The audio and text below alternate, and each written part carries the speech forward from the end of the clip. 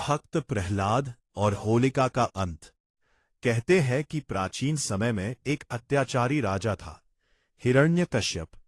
उसने कठोर तपस्या कर वरदान पाया था कि उसे कोई मनुष्य, देवता, पशु दिन रात घर के अंदर या बाहर नहीं मार सकता। इस वरदान के कारण वह अहंकारी बन गया और स्वयं को भगवान कहलाने लगा। उसने आदेश दिया कि पूरे राज्य में केवल उसी की पूजा होगी। लेकिन उसका अपना पुत्र भक्त प्रहलाद केवल भगवान विष्णु का नाम जपता था। राजा ने प्रहलाद को बहुत समझाया, धमकाया, पर बालक अपनी भक्ति से नहीं डिगा।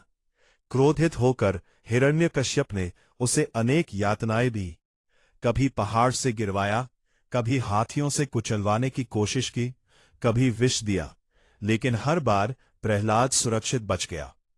अंत में राजा ने अपनी बहन होलिका को बुलाया, जिसे अग्नि से न जलने का वरदान था।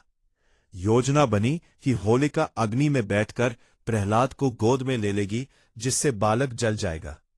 विशाल अग्निकुंड सजाया गया। होलिका प्रहलाद को लेकर उसमें बैठ गई, लेकिन प्रहलाद आंखें बंद कर भगवान विष्णु का नाम जपता रहा। तभी चमत्कार हुआ। होलिका की शक्ति नष्ट हो गई और वह अग्नि में जल गई, जबकि प्रहलाद सुरक्षित बाहर निकल आया। यह देखकर हिरण्यकश्यप क्रोध से कांप उठा।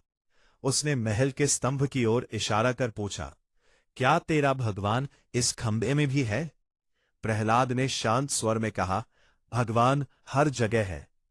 तभी स्तंभ फट गया और उसमें से नरसिंह प्रकट हुए, न आधे मनुष्य न पूरे पशु। उन्होंने संध्या समय महल की देहरी पर हिरण्यकश्यप का अंत किया। इस प्रकार वरदान भी टूट गया और सत्य की जीत हुई। तभी से होलिका दहन मनाया जाता है, जो बुराई पर अच्छाई की विजय का प्रतीक है।